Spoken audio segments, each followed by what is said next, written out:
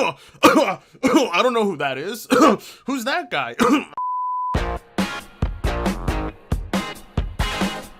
Honestly, I'd take this intro over the Colt Eastwood one.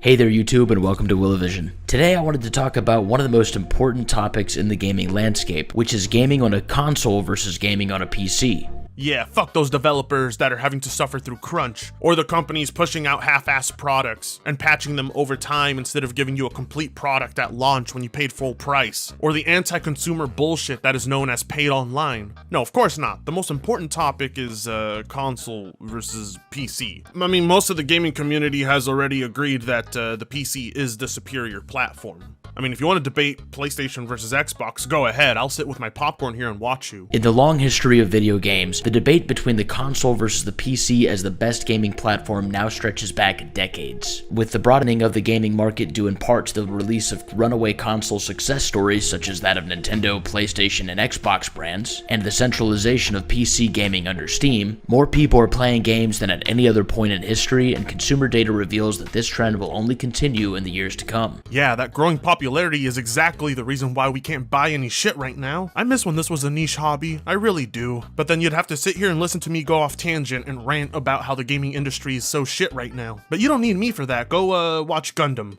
As the base of players grows, the debate between the consoles has only intensified. Many of us have become familiar with or even on the receiving ends of monikers such as Sony Pony or Xbot. You poor soul, I'm so sorry. I am so sorry. I could not imagine the amount of pain you went through in that very moment. Must have been traumatizing. These titles being hurled towards the opposing trench lines in the perpetual console wars. But the debate between the console gamers and PC gamers has similarly raged. I don't know about that. I mean, console fanboys have taken it to a whole other level. When it comes to Xbox versus PlayStation, it gets way more fucking heated than PC gaming versus console gaming. I can assure you that. You had console fanboys willing to go to Sony headquarters and gun down people. You have people saying racist shit to each other over two boxes that are inferior to the PC. I don't understand. What's wrong with you guys? Yeah, no, the PC gaming versus console gaming debate's a lot more tame. Instead, you'll get funny videos like this one. See, that's how we choose to go about the topic. Console fanboys, on the other hand, take their shirts off, raise their fists up, and say, let's go. No, I mean that quite literally. They want to fight you over these things. Before I continue, I want to make a quick disclaimer. This video is part 2 of a 2-part series where I discuss the pros and cons of console gaming and PC gaming, because I want the average consumer to have a better idea of what each platform brings to the table instead of simply hearing one side of the discussion. And that is most appreciated. That, however, requires you to be informed as well, and not spew out any sort of outdated PC gaming misconceptions, which you do in this video, and I'm actually quite surprised at how outdated they are. That'd be like if I told people consoles don't have 60 FPS support, or telling them that they don't even have 120 FPS support, which they do now. If you're going to inform people, please give them information that is up to date. I still game on both platforms myself, and both of them have their advantages and their disadvantages when compared against each other. Let's go surfing now. Everybody's learning how. Come on a safari with me. I am straight up jealous of this guy. If I had the voice of Duke Nukem like he does, I'd be pushing out videos 24/7. But instead, here I am stuck with his monotone, very cringe voice that nobody likes. You have a gift, my friend. You should have used it better. So think about this question. What makes PC gaming or console gaming better to you? And let me know in the comments. I'd love to hear what you have to say. So let's start with reason number 1 that console gaming is better than PC gaming, and that is that consoles are easier to use. Well, it's nice to know that in 2021 the arguments haven't changed much at all. Just like my stagnant content. How do I do it? I'm in debt up to my eyeballs. Somebody help me. All I can tell you is that PC gaming is at a point where your games are one click away, alright? We're not in the MS-DOS days, let alone the Windows Vista days, where launching a game was a daunting task, okay? Are consoles easier to use than PCs? Sure, you can say that. Are they that much more easier to use than a PC? Not really. As Mikhail Kalashnikov, designer of the AK-47, once said, all that is complex is not useful, and all that is useful is simple. I don't understand Zoomers. They seem to think that if you quote someone historically, it makes your point more valid. It doesn't matter if the person you're quoting has no connections to the subject. Just quote them and your video's a lot more authentic, 100%. Never mind the fact that this guy's sole intent was to create something as simple as a gun because you don't want to overcomplicate guns on the battlefield. That right there is just as comparable as gaming platforms. I didn't want to debunk console peasants again. I wanted to move on from this crap. I don't know, do something productive like make Lamar roast Franklin meme compilations or something. Really take advantage of the algorithm, but here I am having to respond to this crap. And when it comes to consumer electronics, setting up a video game console is one of the easiest things to do. When my Xbox arrived, I opened it up, plugged the necessary cords into my television, went through the process of accessing my Wi-Fi and logging into my account, downloaded the necessary updates, and used my free subscription Xbox Live. You can tell if I even try, it's everything's all plugged in. Like, this is no cap, this is no joke, this is not me trolling for YouTube views or anything like that. Everything's all plugged in, Ethernet, power cable, everything all plugged on in. But if you try to go and press any of the power buttons on either or, I always forget because they switch it up, but you press either one, it doesn't work. Like, legitimately, you could hold it, nothing's happening. You could go press either one, nothing's happening. Everything's all plugged in. You could, I don't know how, you can't Photoshop this live. It's all plugged on in. There's nothing, like, it's just not working. Isn't that what you do on a PC now? You know, you plug the cable into the wall, you know, the one that's on the back of the PC. Here, let me give you an example. See? Like this. Oh, make sure that the power button down here is on, otherwise your PC won't turn on. And then, you know, you go through the usual bullshit of updates and stuff, but usually you don't have to stop using your PC for updates. I mean, it all sounds exactly the same, minus the console subscription bullshit. In fact, I think that's an extra step you have to take over the PC. I accomplished all of these things in roughly 2 hours before I was able to begin downloading my first game. 2 hours? Holy fuck! It took 2 hours to do all of that? That's more steps than buying a fucking pre-built with a game installed on it already. Look, I feel bad for you if 2 hours is what you have to deal with on updates, because my updates happen in like, what, I don't know, 10 minutes? So already, the console looks a lot more difficult to use if it's taking 2 hours to do that and you haven't even installed a game yet. Dear God, now that I'm thinking about it, I couldn't imagine how long it would take to install a game alone. This is just not the case with the PC. Firstly, PC gaming requires the loading of an operating system, downloading Steam. Okay, I can do this. It's not too hard. Just follow the simple steps. All right, there's Steam. Okay, just need to download it using this thing right here, right? The mouse? Okay. Yeah. And oh, missed. Let me try again. And oh, God damn it.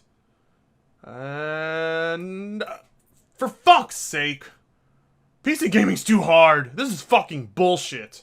Checking your graphics card and updating the driver, so on and so forth, before you can eventually begin to actually play games. I'm having a seizure. Oh, Charlie, save me. Oh. Somebody, give me weed. Where's my bong? Well, there's no weed in it. No! Okay, I found the weed. I'm in a better place to respond to this now. Okay. Operating system, loads. Downloading Steam. Checking GPU? Do you think that consoles don't have operating systems and that they run in the background as well? You don't think that those updates are for the OS of the goddamn console itself? How dense are you? I was just starting to like you too, god damn it. Downloading Steam is one of the things you have a problem with as well. Doesn't downloading Steam literally take like 5 fucking minutes? And checking GPU? What the fuck are you talking about? I could understand having to check GPU requirements if your PC is, what, maybe 10 years outdated? But you don't have to check your GPU to run a game, especially if it's a more modern PC. There are people that are still running games on their GTX 750 Ti's out there. Not to mention, if you downloaded Steam, you can just check the system requirements on the fucking game store page. Hell, it's not hard to access the information to know what type of GPU is needed to run a video game. Not only is it being made easier to you by downloading Steam to have access to this information, but it even detects your goddamn hardware. On top of that, it will automatically update video games for you in the back, so you don't have to stop what you're doing. Have you ever used Steam at all? I'm starting to question you. Is this process ruinous? No. Is it as bad as pulling teeth? Certainly not. Is it simple? Not compared to the plug-and-play experience of a console. You say that, but you literally gave us more steps to booting up a console than you did for the PC. On top of that, your experience on the PC doing these things will be a lot more swift and go by a lot faster than it would on a console. Additionally, if you want to play on a gamepad, many older games don't support that option, requiring you to go and download a third-party program in order to do so, which may or may not work at all. Even if it does work, that gamepad feature is often costly in terms of time and difficult to make work without significant trial and error. Now compare that to using a controller on your console, which requires virtually no effort. You put in your batteries and you press the on button. Very easy. And that's where this point ends. Alright, I'll give him credit. That's actually a good point. Not every game on the PC has 100% controller support, because some games weren't designed with controllers in mind. Or some devs were super lazy and didn't even include them, or if they did, they half-assed them. Now, while Steam does offer an immense amount of controller support and ways to even customize the controller's layout, there's still a handful of games out there that don't have complete controller support, which requires downloading third-party apps like he said. And that does add a bit of complexity, especially for those who want to play on a gamepad for every single game. Yes, they exist, I know. But vice versa, it is also the only platform that offers the support for every controller and every mouse and keyboard configuration and flight stick and VR headset and steering wheel with pedals and even motion controls. This doesn't negate your point. Alright, just because I'm saying it, it doesn't cancel out the fact that the PC doesn't have 100% controller support. And I also can't debunk your point by just telling people, oh well, learn how to use keyboard and mouse, because not everybody wants to do that either. All I can do is offer people another perspective, and that's to tell them, well look, you may not have 100% controller support, and only like 99% of PC games out there have controller support. All I can tell you is that, well, that's a sacrifice you'll have to take if you're willing to have support for basically every other device out there. Of all the reasons you listed, this seems to be the only one that holds any sort of weight, and it's not much, thus further proving my point that the PC is not that much more difficult than the console. Hell, I could be an even bigger asshole and bring up the fact that the consoles don't have all that much keyboard and mouse support, especially in a lot of games where it would matter and make a huge difference. But seeing as how console gamers don't have to go through all the complexity of having to customize so they have their own, or actually wait, no, they can't do that. Never mind. A PC is almost always going to be a superior machine, but not always a necessary one. And consoles are almost always inferior, and also not a necessary machine. Seriously though, what kind of point is this being made right here? I need an explanation, because you don't follow it up by clarifying anything. Because you could say that about any sort of entertainment device. And it also doesn't work because there are people out there who actually do need their PCs, because it's a necessary device for the type of work we do. You think we're going to try and edit our videos on a console? No! And if you decide to purchase a PC, be prepared for the maintenance and natural issues that you will experience with a complex computing machine, because they will happen, and when they do, you'll need to know you can take care of them. Trust me, I've been sitting and waiting for all these issues and non-stop problems to start happening on my PC that I've been told would happen for years, but nothing's happened yet. But yes, it's obvious that a platform that does far more than just play video games will run into hiccups. Are your chances of running into hiccups that'll cause your PC to crash permanently and have to be sent for a repair going to occur that often? No. It doesn't require you to be knowledgeable about fixing issues, because such issues do not happen frequently enough for you to require that knowledge.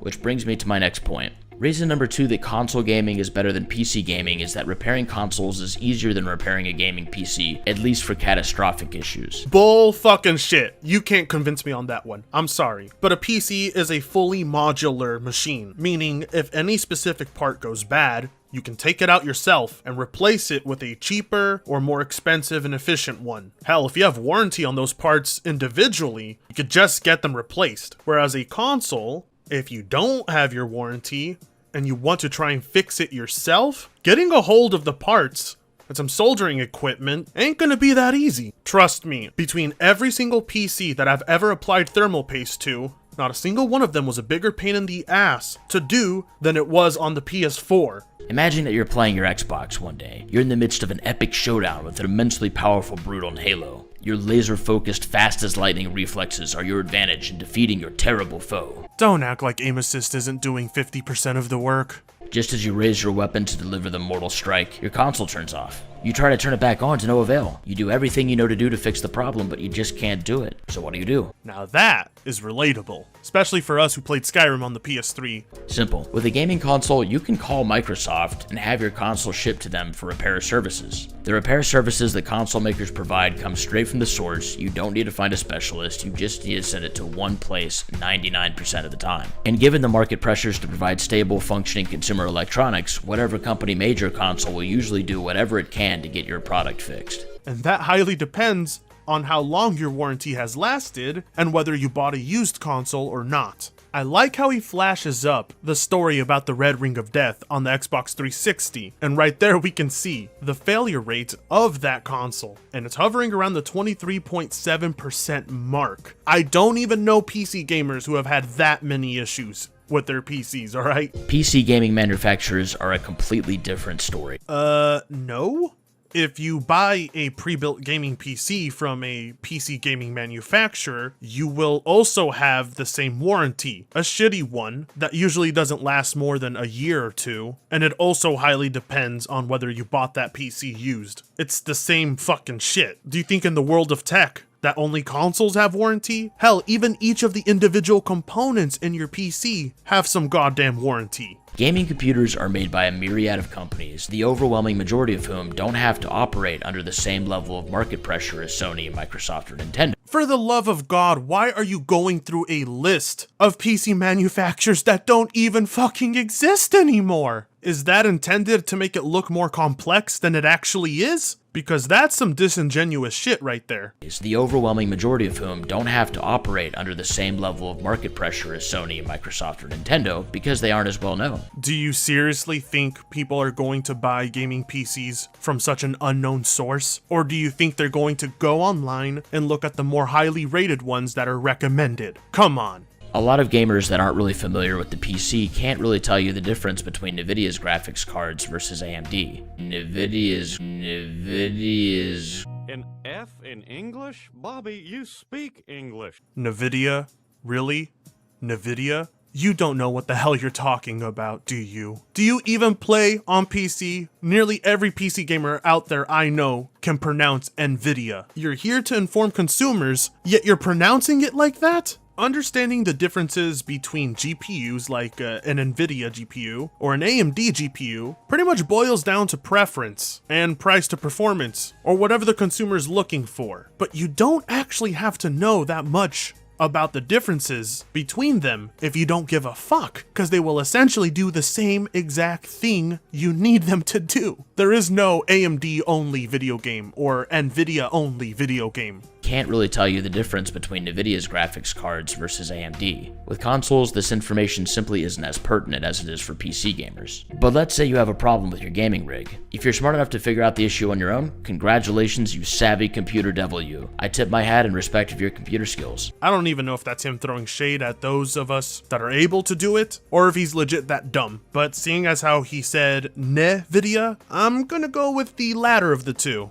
If not, you're going to have to find a computer repair store, which I have found through personal experience can vary widely in terms of their customer service and ability to actually solve your problem. You are not 60 plus years old, my friend, okay? You're not a boomer. Why the fuck are you going to Geek Squad? Also, you're giving people all these potential situations that could happen, but you're not giving potential situations for the console. Like, what if your warranty is done? Or what if you bought your console used? What are you gonna do then? You're gonna go buy another fucking console. Reason number 3 that console gaming is better than PC gaming is that consoles have first-party exclusive games. You know what? At this point, the weed's not doing it and the alcohol's not doing it. Somebody give me 5 grams of mushrooms and a hit of DMT while you're at it. If there is any reason on this list that die-hard console gamers should be able to use as solid ammunition in the debate between consoles and the PC, it's that the PC gaming experience going solely by the games which are released on PC simply does not offer the fabled lineup that it once held the title for. Console gamers have ammunition? Because that sounds like a console PC war thing to me. I thought this was a video about informing consumers. Microsoft has Halo and Gears of War. Sony has The Last of Us and Uncharted. Nintendo has Mario and The Legend of Zelda. All of these games have sold millions of copies and are even revered as some of the greatest games. You know what? I don't even feel like responding to this point. He clearly hasn't touched a PC. Otherwise, he wouldn't even put Xbox on that fucking list. While Microsoft has been making their games more available to PC consumers, Nintendo and Sony don't appear to have any plans to do so, and their platforms are the only places you'll be able to play their games.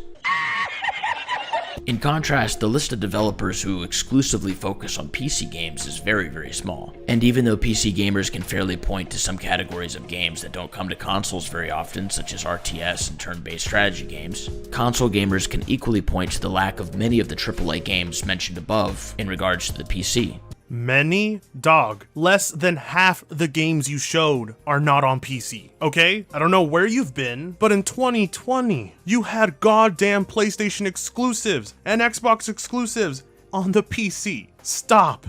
In the attempt to inform consumers, you're misinforming them. It just doesn't make any goddamn sense to me how the Xbox is one of the consoles you listed that benefits from exclusives when the exact same AAA exclusive content being developed for it is coming out on PC, including a few AAA exclusives that are first-party exclusives from PlayStation. This point will not age well because over time we've been seeing all these games come to PC. Finally, even the games that do receive PC ports, like some of the sports games that a lot of us are into, don't have as strong of an online community. Look at the sales of Madden NFL 20 on the Xbox versus its PC port. The numbers are simply incomparable. Look, I appreciate you showing me the sales figures from 2018, but this isn't exactly connecting to your point about exclusives, because FIFA is still on the PC. And besides which, PC ports of games often aren't as good as their console counterparts because companies don't want to spend as much time and resources on trying to make a PC as good as its console counterpart. 90% of the time, I have no idea what the fuck I'm talking about.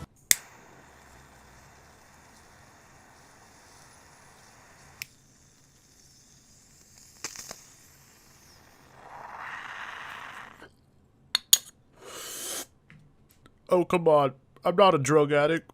This is my medicine from this shit. Alright, something's up here, alright? You're not passing the sniff test. Either you're gaming on a PC from possibly 2011, or you've never touched a PC at all. It's either one of those. Personally, if your PC was from 2011, I wouldn't touch it either. I understand. But that right there is already the biggest lie in this entire video. You're seriously going to tell people that the PC ports are not as good as the console ports? Are you fucking kidding me? Developers aren't trying to make PC ports just as good as the console ports, okay? It's actually the opposite. They're trying to make their console ports just as good as the PC ports. You have a shit ton of developers like CD Projekt Red, or Kojima Studio, or Ubisoft that have all collaborated with tech companies like AMD and Nvidia to ensure the PC port of their games include graphical options that you can't get on consoles. Because they know that they won't see as much of a return on their investment due to the PC market not being as strong of a place to invest development resources. None of what you are saying is true, and I know it's not because the majority of publishers out there are porting to the PC. Hell, we see examples of games like Cyberpunk having the majority of its sales actually be on the PC. See the controversy in 2015 over Batman Arkham Knight on PC. Again, there you go, misinforming consumers. Just giving them an outdated view of PC gaming. You know what? No, I'm actually glad. I'm really glad you brought up that point. Because not only is Arkham Knight fixed, and easily the best version on all platforms, but it also brings up an example of the inconsistency with console peasants. See, when there's a bad PC port, it means PC gaming is bad. But when there's a bad port like Cyberpunk, it means the developers are bad and they just don't know how to use the console. Do you have anything else in your bag of tricks? I'm getting really bored. This is shit I debunked 4 fucking years ago. Even though PC doesn't have the same list of exclusive games as the consoles do, No, you're right. It actually has some of the console exclusives and way more. One thing I've noted people saying about PCs is that they have more games, and while I don't really have any data on hand to refute that point, You don't have the data for rebuttal because it doesn't exist. I'd ask you to go look at the game library on Steam right now, and you'll probably see what I see, which is endless pages of arcade games and other games that, while I'm not really going to pass judgment on them because I haven't played them, the games listed in their libraries simply aren't of the same caliber to make up for the experiences offered by the consoles, at least for the average consumer. Well, first off, you're looking at latest releases, and there are games being released on Steam constantly, but the minute you opened up Steam, I literally saw Death Stranding right fucking there. Actually, right alongside Crusader Kings 3, which is a highly rated PC exclusive that's very popular and successful. But hey, I bet that if I browsed through PSN or Xbox Live or the Nintendo eShop by latest releases, I bet I could find a couple of releases that you would also treat the same way. You're looking at the recently released, and just assuming those are all exclusives. Reason number 4 that console gaming is better than PC gaming is that multiplayer games on consoles are generally going to be more equalized. When you're playing an online game on a console, everyone uses basically the same equipment, whereas on PC, different monitors, gamepads, keyboards, etc. can be optimized for gaming, which means it's possible for some players to have an advantage over others. What? Different monitors? Wait. Do you think everybody on console has the same resolution TV with the same exact refresh rate? You don't think there are console gamers out there who have 120 hertz or 60 hertz TVs that are giving them a slight advantage over console gamers who have 30 hertz TVs? Hell, console gamers can use monitors too if they want. PC gamers using monitors, it's not equal, but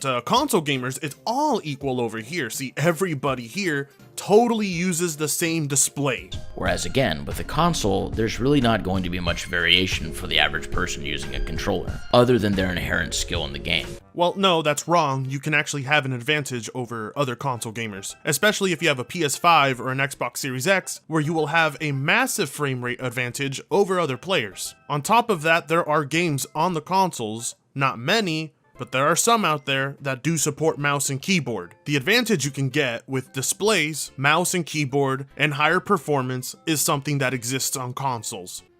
And I'm tired of pretending it's not.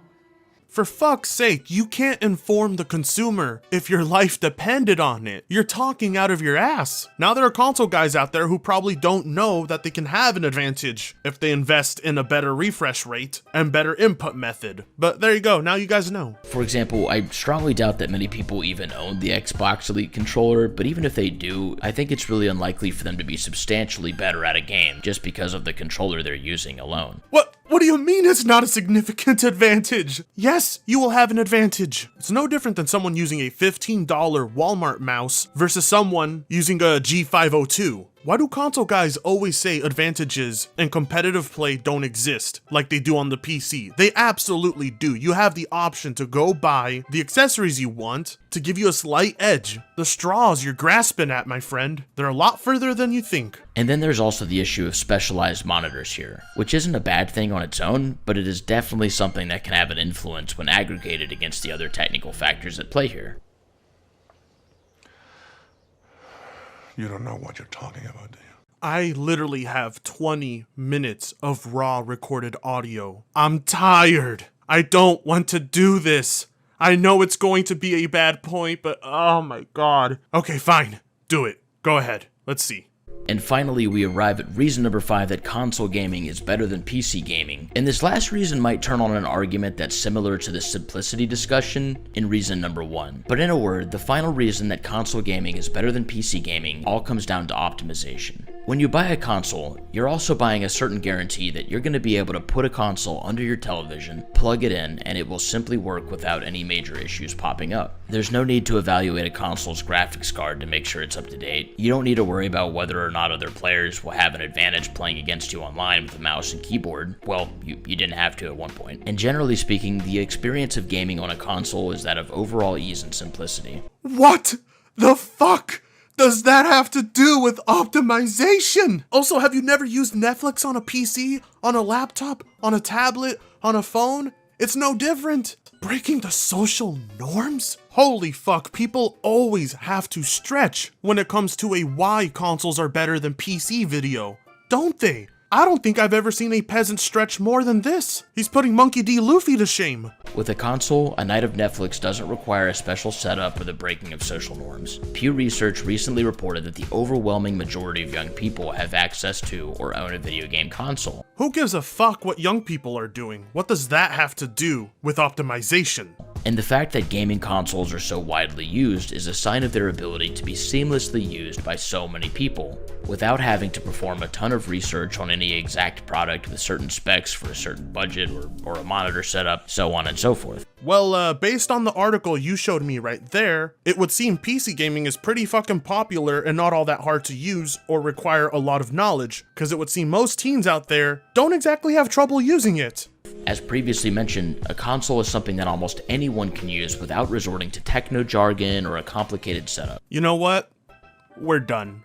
We're fucking done. Let's just go to your conclusion, okay? I wanted to fill this video up with memes and shit, but about 10 minutes in, I knew I had to respond to you with the proper information, okay? This was supposed to be a giant meme, but instead it turned into one big rebuttal. What is your closing statement so that I can let people go home, because they all seem tired and they all look like they need a bowl of weed, because I could imagine they're in as much pain as I am right now. Alright YouTube, so those are my 5 reasons why console gaming is better than PC gaming. So are my thoughts that of a silly console peasant? And you know what? I think that's the appropriate question to end this whole video with. Well, the short answer, yes. But the long answer, yes. Fritanga sucks ass.